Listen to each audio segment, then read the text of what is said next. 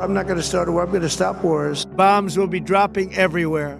When we are finished, take over your government. Trump made regime change an explicit goal, really for the first time. And U.S.-Israeli military strikes has taken out the Ayatollah Ali Khamenei, the supreme leader of Iran. Which is a huge moment in the Middle East and a huge moment for Donald Trump because he came to office promising no new wars. He said regime change is a proven absolute failure. And now he finds himself not only using power to start another war in the Middle East, but pursuing the exact kind of regime change he once scorned. So how did Donald Trump change his message from no new wars to regime change? I've covered the White House for most of the last 30 years. I often try to compare presidents. In this case, I think we're comparing the same president to himself.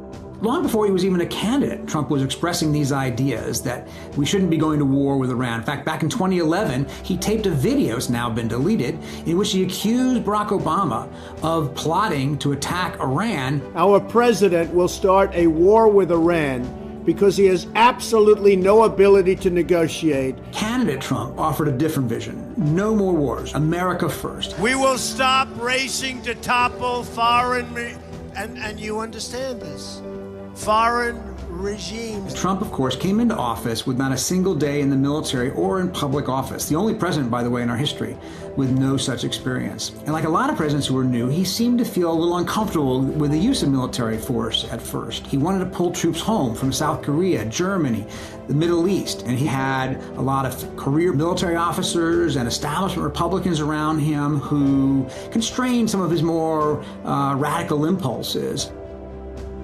One turning point came in 2020 when he ordered the strike that killed General Qasem Soleimani, the head of the Quds Force in Iran and sponsor of terrorist actions all across the region. A lot of people said if you do this, you're going to provoke Iran into massive reprisals or maybe trigger a regional war. But Iran's response to that was modest.